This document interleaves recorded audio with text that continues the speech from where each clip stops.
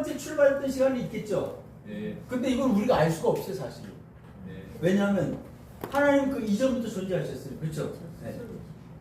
그러니까 여기 말하는 태초라고 하는 것은 인간에게 의미가 있는 태초인 거죠.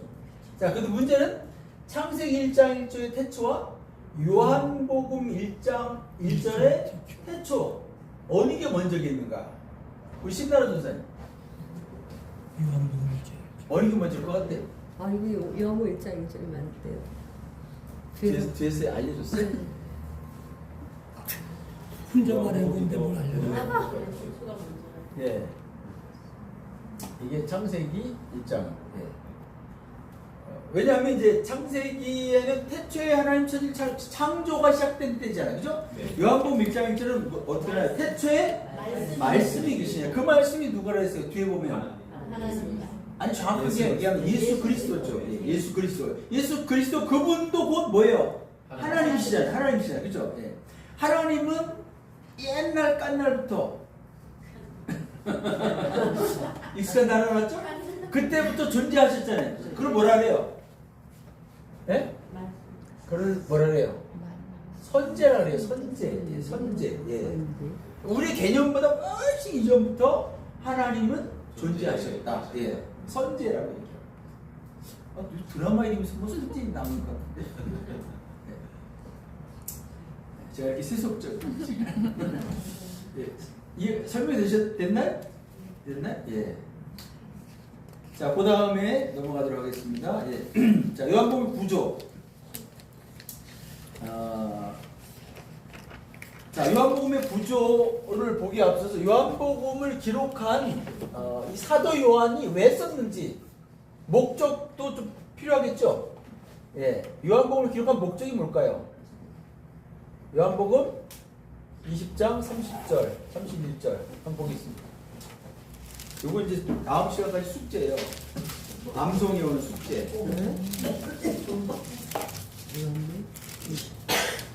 너무 좋다고요? 네. 예.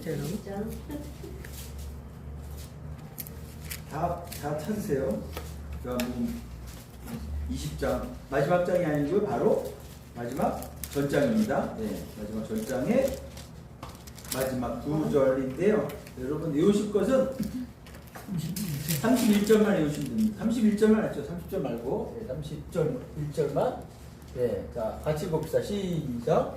오직 이것을 기록함은 너희로 예수께서 하나님의 아들 그리스도이심을 믿게 하려 하며 또 너희로 믿고 그 이름을 힘입어 생명을 얻게 하려 함이니라. 네, 예. 자 사도 요한이 요한복음을 기록한 목적은 딱 두 가지입니다. 그렇죠? 뭐예요? 그리스도이심을 믿게 하고 믿게 하는 거고 또 하나는 생명을 얻게 그렇죠. 하고 믿어서 믿으면 뭐 좋은 게 있어야 될 거 아니에요, 그죠? 네. 믿어서 생명, 영생을 얻게 하는 거죠. 예, 영생, 생명, 예, 같은 표현이죠. 자, 요거 세 줄밖에 안 돼요, 그죠? 요 정도는 암기할 수 있잖아요, 그죠? 예, 예? 요절 말씀, 요절 말씀. 항상 우리가 요절은 뭘로 시작해요? 오직으로 시작하잖아요, 그죠? 오직 성령이 너희에게 마신다. 아 그래요 안 그래요? 그죠? 중요하니까 예 중요하니까 오직 이게 들어가는 거예요. 오직 비홀 주목하라 하는 거죠. 예. 그 다음에 이제 거기 20장 핀 김에 한 군데를 더 보겠는데 21장 24절 한번 읽어보겠습니다. 21장 24절 시작. 이 일들을 증언하고 이 일들을 기록한 제자가 이 사람이라. 우리는 그의 증언이 참된 줄 아노라. 아멘. 자, 이게 뭔 얘기 같아요? 이 일을 증언하고 이 일들을 기록한 제자가 이 사람이라. 우리는 이 사람이 누구예요? 사도 예? 사도 요한 맞아요? 예, 사도 요한이라고 합시다 일단. 우리는 그 우리는 누구예요? 그의 증언은 요한의 증언이겠죠? 그 우리는 누구예요? 적어도 요한은 아니겠죠? 제자들? 요한을 포함할 수는 있겠지만 요한은 아니겠죠? 예. 누굴까요? 예수 그리스도의 제자들? 누구 제자들? 어느 제자들? 예수님의 제자들? 예, 요한복음 21장 24절. 예. 24절은요. 그러니까 여러분 이제 성경을 오해하시면 안 되는데 적어도 요한복음 21장 24절은 사도 요한이 쓴 것이 아니다. 요 한 절만큼. 네. 그래야지 말이 돼요. 네. 이해가 되세요? 예. 이해가 안 되시는 분 없어요? 그냥 수요일에 쓴 거가 아니다라는 거 말이야? 아니면 누가 썼다라는 건 없는 거예요?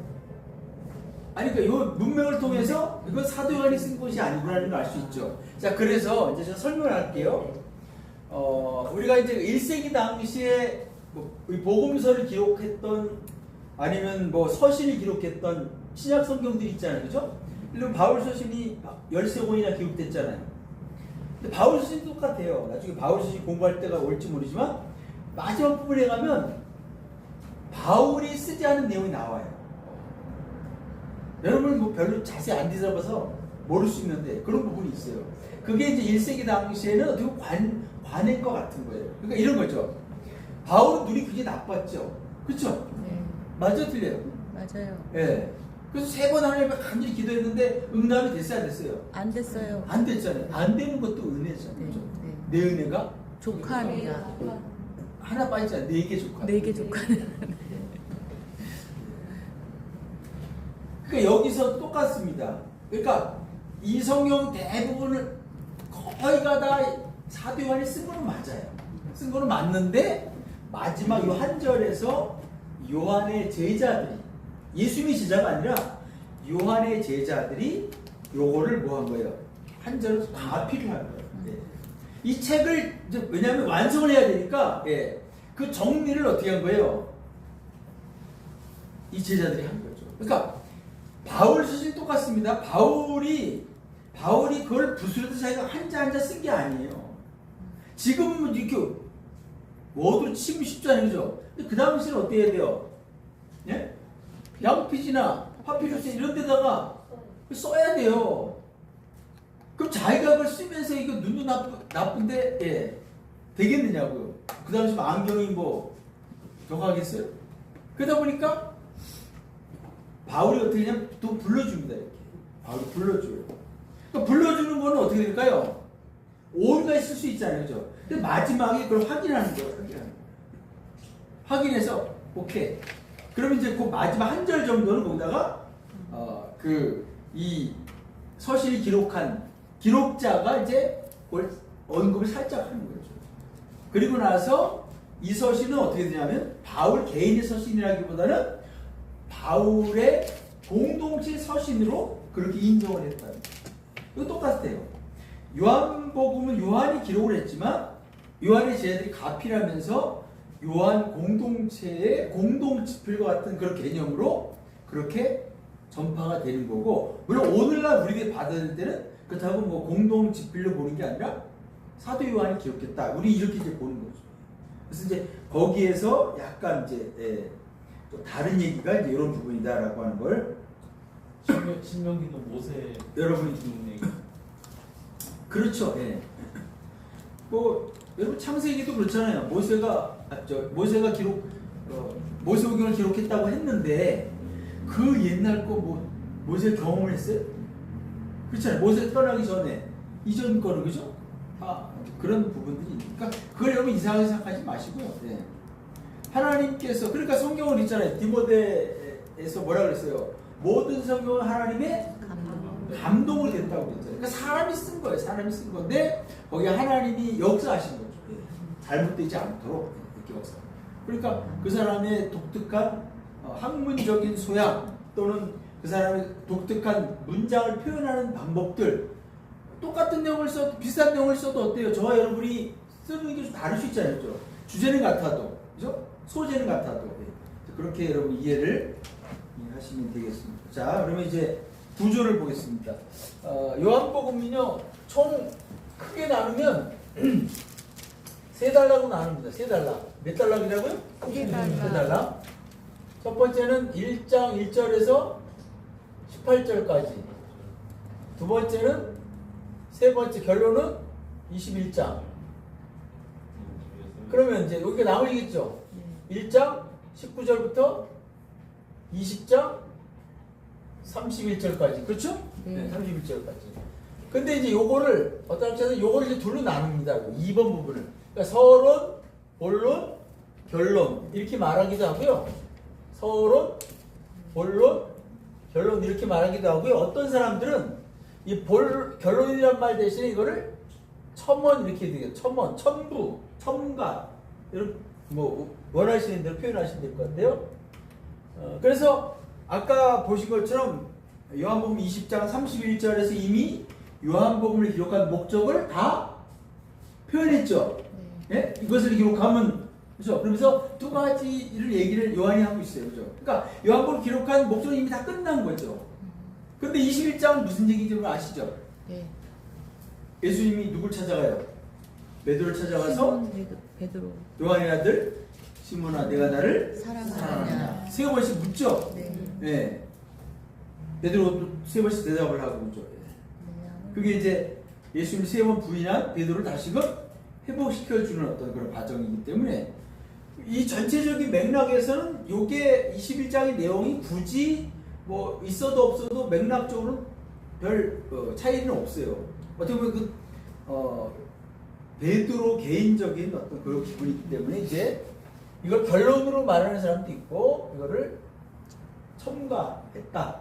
그래서 어떤 뭐 후대에 첨가했을 것이다. 뭐 이렇게 말하는 사람도 있고 근데 그냥 어쨌든 그렇게만 여러분 이해하시면 되고요. 자, 1장 19절부터 그러니까 1장 1절에서 18절 여기가 요한복음의 가장 하이라이트 부분입니다. 아까 말했던 로고스 있죠, 로고스. 제목이 뭐냐면 로고스송이에요. 로고스송. 송이라는 건 아시죠? 노래. 네? 로고스송. 그러니까 말씀에 대한 찬양이라는 뜻이죠.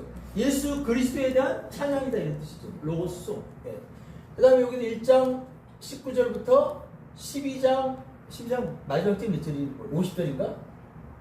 그 다음에 13장 1절부터 20장 31절까지 이렇게 나눠집니다. 예. 그리고 이렇게 나누면 하나, 둘, 셋, 네 개로 나누는 거고요. 서론, 본론, 결론으로 보면 세 개로 이렇게 나눠진 겁니다. 자, 그러면 여기가 이제 제목이 로고송이고요. 여기는 뭐냐? 여기는 예수님의 표적이 나와요. 표적. 표적이 아까 뭐랬어요? 사인. 그죠? 사인이라 했죠.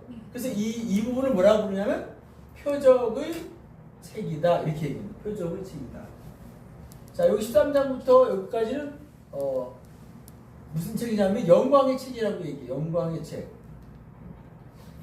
그 다음에 여기다 한 글자를 덧붙이기도 합니다. 고난과 영광의 책이다. 예. 예수님이 순환 당하시고 죽으시고 부활하시는 그 이야기. 그래서 영광의 책. 여기에는 표적의 책이니까 표적이 나오겠죠.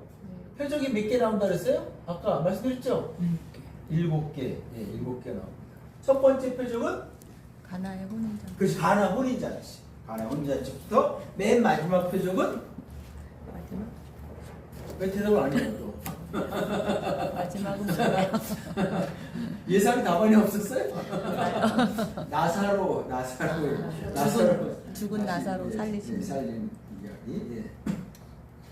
이제 그렇게 되어 있습니다. 사실 요한복음 안에는요 사도 요한이 자기 이름을 이렇게 드러내고 기록하지는 않았어요. 내가 썼다 이런 말도 없고요. 예. 자기가 자기를 묘사할 때 요한이라고 말하지 않고요. 뭐라고 했냐면 주께서 사랑하는 제자. 뭐 이렇게 약간 좀 자랑. 예수의 품에 눕기도 그 마지막 열주에 함께 있을 때도 그러니까 얼마나 자랑하고 싶겠어. 이 12명의 제자 가운데서 가장 나이가 어렸을 것을 주장하는 제자가 요한이에요. 그래서 이게 요한복음을 요한이 썼다라고 하는 것을 증명하는 이제 내증이라 했죠. 성경 안에서는 이제 그렇게 봐요. 자기를 약간 살짝 감추는. 예. 그러니까 우리가 마태복음에서 마태가 자기를 표현할 때 뭐라고 고백했냐면 나는 죄인이었다. 그게 무슨 표현이었어요? 세리만. 마태라는 이름이 딱 들어있어요. 다른 데 마태라는 말이 안 나와요. 레위라고 나오죠. 원래 이름이 레위거든요. 세리가 되기 위해서 마태라는 이름을 썼던 거거든요. 그러니까 그 이름을 썼다는 건 뭐 이게 신앙 고백적인 거죠. 참여하는 표현인 거고. 근데 거기에 비해서 요한은 사랑하시는 뭐 주께서 사랑하는 제자라든지 그런 표현을 썼는데 외증이 있어요. 그러니까 바깥의 문서를 통해서 요한이 썼다라고 하는 거를 어떻게 증명하냐면 이 사도 요한의 제자가 누구냐? 폴리갑이라는 사람입니다. 폴리갑 들어보시는지 모르겠는데 폴리갑은 이제 성원학교의 감독으로 있었어요. 그 다음에 이제 폴리갑의 제자가 누구냐면 이레니우스라는 사람입니다. 네. 써드릴까요? 아니면 제가 그냥 얘기할까요? 이레니우스라는 사람인데 이 사람은 리옹이니까 프랑스죠? 프랑스 리옹의 감독이었어요. 예. 근데 이 이레니우스가 쓴 글에 이렇게 돼 있어요. 주님의 사도이시며 그분의 품에 기대었던 요한이 아시아 에베소 그의 거처에서 기록했다고 스승에게 들었다. 이렇게 됩니다. 스승이 누구예요? 폴리갑죠. 폴리갑이 누구의 제자예요? 요한의 제자니까. 그래서 이제 그래서 이 요한복음은요 별명이 있어요. 요한복음의 별명. 요한복음은 무슨 복음? 무슨 복음이라 그래요? 약간 좀 제가 초성으로 써볼게요.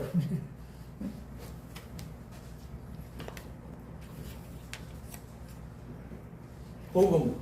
그 다음에 한 복음. 보이시나요? 뒤에? 시옷 피읍. 잘 안 나오지? 시옷 피읍. 시옷 피읍 한 복음이고요. 시옷 이응한 복음. 퀴즈네, 퀴즈. 네, 퀴즈예요. 슈퓨. 힌트를 드리면 어떤 사람이 이렇게 했어요.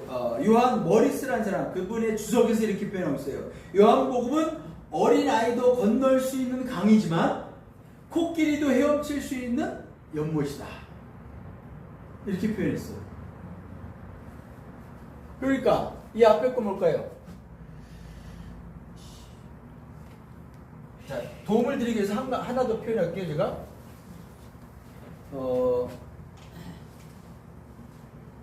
그 어휘를 보면 어휘 아시죠? 어휘. 네? 어휘를 보면 마태복음은요 1691의 어휘가 있대요. 마가복음은요 1345. 누가복음은요 2055. 요한복음은요 1011. 어때요? 28장, 16장, 24장, 21장이죠. 16장보다 21장이나 되는 요한복음 어휘수가 훨씬 적어요. 그럼 이제 답이 나오죠. 심플. 그렇죠. 심플한 복음이다. 심플. 심플한 복음이야. 근데 그렇게 끝나는 게 아니고 그렇죠. 시모. 시모야. 남자들만 맞췄네. 아니 우리 여성 동무들은 여러분 기억에 좀 남으시라고 제가 이렇게 표현해봤습니다. 심플 시모. 그래서 이상근 박사 우리나라에서 주석을 제일 많이 쓰신 모든 성경 주석을 쓰신 이상근 박사가 이렇게 얘기해요. 여러 방면으로 성경의 멸류관이다 이렇게 얘기했고 루터는요 마틴 루터 다른 모든 책 중에서 요한복음은 따봉이다. 최고의 책이다. 한신학자는 천재성이 유감없이 발휘된 불의 명작 2막 7장으로 된 영원한 감동의 드라마다. 뭐 이렇게 표현했어.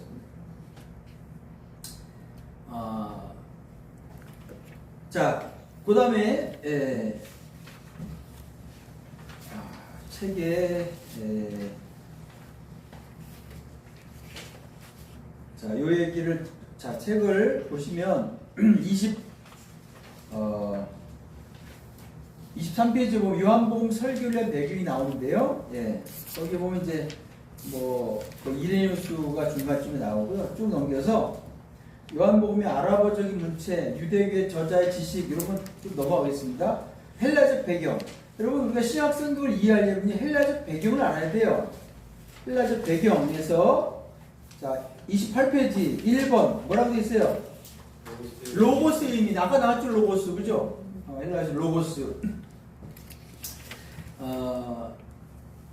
예 여기 보시면 자 거기 한번 읽어봅시다. 한 세 줄만 읽어볼게요. 시작. 헬라의 이름으로 가장 유명한 될 것이다. 그는 로고스라는 용어로 모든 사람의 근원이 최고의 하나님과 피조물들의 세계 사이에 있는 중개자를 지칭했다. 예, 그렇게만 보시고요. 나중에 이거 책 좀 읽어보시는데, 자 이제 저를 제가 간단하게 좀 설명을 드릴게요. 그 헬라인들은요 토론 문화를 굉장히 좋아했어요. 토론 문화. 사실 이제 그 세계 역사를 보면 역사의 흐름이 어떻게 되냐면 우리가 성경에서 보자면요 그 이전에 여러 나라도 있었지만 우리가 그때로 올라가면 뭐가 나와요? 바벨론 나오죠. 남유다가 바벨론 멸망되잖아요, 그죠? 네. 그다음에 북왕 이스라엘은 어디 멸망되죠? 아수르 멸망되죠. 아수르는 바벨론보다 살짝 먼저 있던 나라긴 하지만 약간 주류는 아니에요. 이 바벨론 지역이 사실 가장 그 당시에서는 뭐죠? 세계 중심점입니다. 예? 바벨론 지역. 그래서 이제 바벨론, 바벨론 그다음에가 뭐죠? 메데, 바사. 메데, 바사는 이 바사란 나라는 페르시아 맛이죠. 페르시아, 이란 이라크 지역이죠. 페르시아죠. 바사의 대표적인 왕하면 고레스라고 고레스, 다니엘서 고레스. 예. 이 고레스 왕은요 역사책에 고레스라고 안 나와요. 키루스라고 해요. 키루스. 예. 그래서 우리가 역사책하고 성경하고가 이게 약간 갭이 있어가지고요. 헷갈리시는데 이제 어쨌든 바사 다음에가 뭐죠? 헬라죠. 헬라. 그리스라죠. 그리스. 예. 그 다음에 마지막이 뭐예요? 로마죠. 로마. 뭐 그 이전에도 나라 살기 안 났지. 이전에 바벨론 그 이전에 유명한 문명 수메르. 수메르 그렇죠. 쐐기 문자 썼던 수메르. 예. 수메르도 굉장히 발달된 어떤 지금의 학문들 이미 그 당시에 벌써 다 연구할 정도로 수메르 사람이 굉장히 똑똑했어요. 이렇게. 예. 그래서 이게 이제 나라가 이렇게 이어져 가잖아요. 예. 그래서 그리스 같은 경우도 굉장히 놀란 게 바사 바벨론 지역에서 깜짝 놀란 게 자기들보다 훨씬 더 여기가 더 발달된 거예요. 예. 바벨론 지역 같은 경우. 그걸 이제 여담을 하고. 근데 어쨌든 이제 이렇게 나라가 망하면요 어떻게 되냐면 언어도 어떻게 되죠? 정복한 나라의 언어로 대치되죠. 우리나라 옛날 일제 지배받을 때 어떻게 했어요? 우리말 못 쓰고 일본말 써야 되고 창시개명 그죠? 예. 지금까지도 아직도 그냥 일본말 막 우리 쓰잖아요, 그죠? 예. 벤또, 단광, 그 뭐예요? 시다, 뭐 이런 거죠? 예. 내가 왜 하는 거야 도대체? 그 언어도 그런데 보면 이 로마가 굉장히 강한 나라거든요. 이제 오랫동안 번져있던 나라인데 재미있는 건 이 로마 시대 와도요. 그 당시 언어도 뭐였을까요? 예? 헬라어예요. 헬라어에서 이제 그다음에 이제 라틴어로 넘어가게 되는 거거든요. 주로 헬라어를 썼어요. 그러니까 헬라는 이거거든요. 헬라. 그래서 헬라의 문화, 헬라의 정신, 헬레니즘이라죠. 그것들이 로마까지 영향을 미치는 거예요. 로마까지. 그래서 우리 여기 보면 지금 이 헬라 사상 이게 왜 중요하냐? 헬라적 배경이 성경이 기록된 신약 시대 결국은 뭐예요? 왜 신약 성경을 헬라어로 썼을까? 그 시대의 언어가 헬라어입니다. 그러니까 헬라 사람들의 사상을 우리가 아는 게 필요한데 헬라 사람들은요 아까 토론 문화를 좋아했다 했잖아요. 우리는 그냥 생각 없이 막 살지만 그 사람들은 또 절대자에 대한 관심이 많은 거예요. 절대자에 대한. 분명히 절대자가 있는데, 그래서 보면 로마 시대 때도 신이 굉장히 많죠. 헬라 시대도 신이 굉장히 많아요. 그렇죠? 예, 신이 굉장히 많습니다. 예. 근데 그 절대자인 신과 하찮은 인간, 그 두 사이를 연결해줄 어떤 존재가 있을 것이다. 그게 뭐냐? 그게 바로 로고스라고 얘기하는 거예요. 쉽게 말해서, 예. 복잡하게 설명해야 될 부분이 있지만, 그 다음에 또 하나가 뭐냐면, 이제 영주주의라는 게 있죠. 영주주의. 헬라 시대의 사상 가운데 영주주의는 뭐냐면요. 어떻게 보면 이제 물질적인 것, 우리 뭐 육체라든지 눈에 보이는 것은 악하고, 그 다음에 아까 말씀드렸던 로고스 같은 거, 그런 사상들, 뭐 이런 것들 선하다, 이렇게 그 당시 사람들이 생각을 했던 건데, 이제 그런 걸 이원론이라고 했죠. 지금도 우리가, 한국 사회도 그런 게 있어요. 이원론이 있어요. 예를 들면 이런 거죠. 제가 강의하잖아요. 그죠? 성경을 강의하는 건 선해요, 악해요? 세속적이에요, 영적이에요? 왜 대답을 안 해요? 영적입니다. 그렇죠? 영적이잖아요, 그죠? 네. 그러면 저기 주방에서 밥하는 거는 영적인 거예요, 세속적인 거예요? 세속적. 네? 세속적. 뭐래요? 저는 모르죠. 뭐? 예. 그러니까 우리가 자꾸 그런 식으로 생각하는 거예요, 그죠? 예. 목사님들이 거룩하고, 예. 뭐 평신도는 그냥 덜 거룩하고, 이것도 이론적인 사고입니다. 그렇지 않아요. 주방에서 밥하는 게 왜 밥하는 거냐? 신학생을 먹기 위해서 밥하는 거다. 영적인 거예요. 예. 제가 여기서 강의하는데 성경을 강의하지 않고 지난주에 뭐 있었던 얘기, 자신 자랑이 있다고 짓거리 하고 있는 거예요. 그런 세속적인 거가 되는 거예요. 아, 교회에서 주일날 목사님 설교할 때, 예, 자기 신변 잡기 얘기한다. 그냥 크게 얘기할 수가 찍고 있어요. 아, 그렇습니다. 그 우리가 이론적인 생각을 갖고 있기 때문에 자꾸 이제 그렇게 판단하는 건데, 그래서 이제 사도 요한이 가만히 보니까 사도 요한도 그렇고요, 바울도 그렇고요, 이 로마 시대잖아요, 그때. 그죠? 바울이 선교할 때도 그렇고 사도 요한이 있을 때도 마찬가지고요. 로마 시대인데 사상은 이 헬라적인 헬레니즘의 영향을 받고 있는 건데, 대부분 사람들이 뭐 그런 생각을 갖고 있는 거죠. 로고스라든지 이데아라든지, 그죠? 그노시즘, 영주주의라든지. 예. 그러니까 저 사람들에게, 전에 제가 마태복음 할 때 공부했나 모르겠는데, 유앙겔리온, 예? 헬라어로 유앙겔리온이 뭐냐? 복음이에요, 복음. 예, 복음. 복음이 뭐냐? 로마 시대 때 복음이 뭐냐? 그러면 로마의 황제가 전쟁에서 승리한 거, 로마 황제 군대가 전쟁에서 승리한 소식, 그게 복음이었어요. 로마 황제의 아들 태어난 거, 이게 복음이었어요. 로마의 황제와 관계된 기쁜 일들이 다 복음이었다고요. 유앙겔리온이었어요. 그런데 바울도 그렇고 오늘 사도 요한도 그렇고 가만히 생각해보니까 예수님이 뭐예요? 우리 예수님을 뭐라고 얘기해요? 예수 그리스도 자체를 복음이라고 얘기하잖아요. 네. 복된 소식이라고 얘기하잖아요. 왜? 예수를 믿어야 구원 얻으니까. 이게 얼마나 복된 소식이에요. 그래서 그 유앙겔리온이라는 그 단어를 끌어갖고 와갖고, 그게 바로 누가 예수 그리스도다. 이렇게 외친 사람들이 사도 요한과 바울이다. 그러면 그 사람들이 어때요? 알아듣기가 쉽죠? 네, 쉽죠. 아, 그렇게 좋은 게 예수 그리스도래. 그러니까 우리도 전도할 때 좀 이렇게 적용을 좀 해야 돼요. 어려운 얘기하면 안 돼요. 교회에서 뭐 신의 은사가 어떻고, 이 땅 뭐 이렇게 성령이 뭐 어떻고, 막 기도는 뭐 어떻고, 막 이렇게 어려운 얘기, 종교적인 용어를 자꾸 대면요. 그래서 세상 교회 밖에 있는 사람들은요 못 알아들어요. 우리는 알아듣지만, 그죠? 쉽게 표현해줘요. 제가 왜 강의할 때 쉽게 표현하려고 할까요?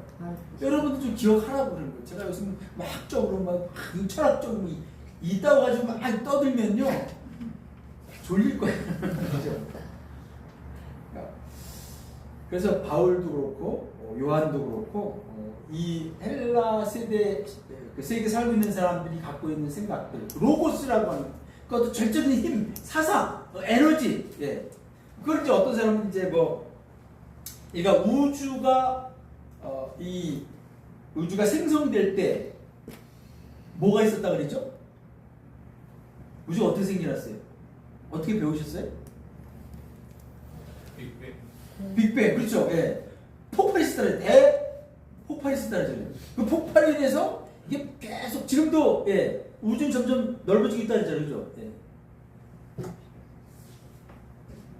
그렇게 배워요. 그 다음에 사람은 어디서부터 왔어요? 뭐가 사람이 됐다고요?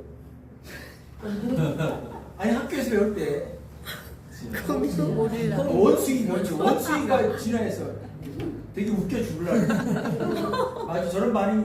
근데 우리가 어떤 때 학교에서 배웠었죠. 원숭이가 사람이 됐다고. 근데 원숭이는 또 어디서 또 왔어요? 파충류, 그죠? 그 다음에 뭐 양서류, 어류, 그죠? 계속 가다 보면 어떻게 돼요? 마지막에 뭐 나올 거예요? 그때 한 바퀴 돌면 뭐가 나와요? 아메바 나오죠. 아메바 단세포 동물. 아메바는 뭘 이루어졌어요? 단백질. 단백질 어디서 왔어요? 먼지로부터 왔대.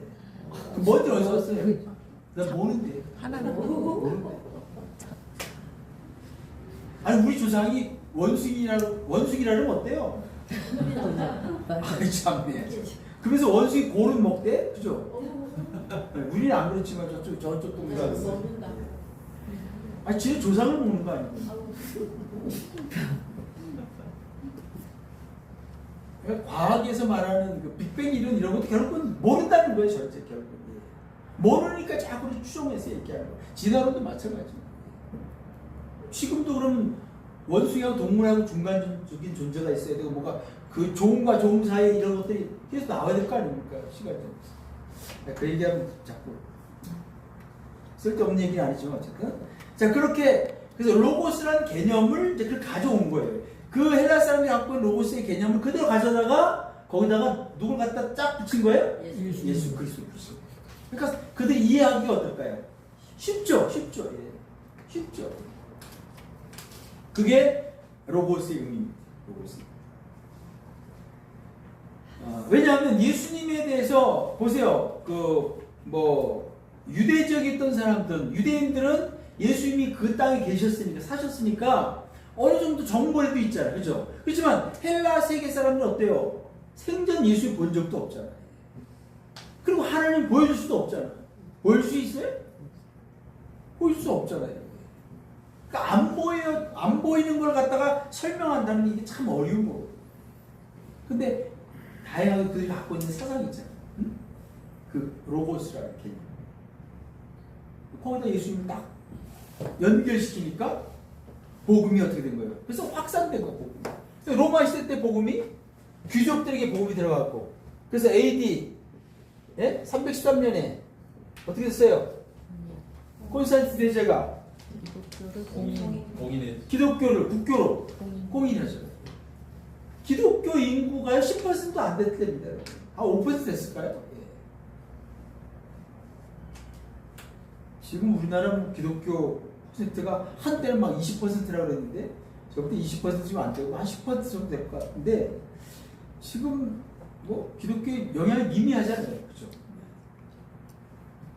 자, 여기까지 질문 있으신가요? 요거스까지.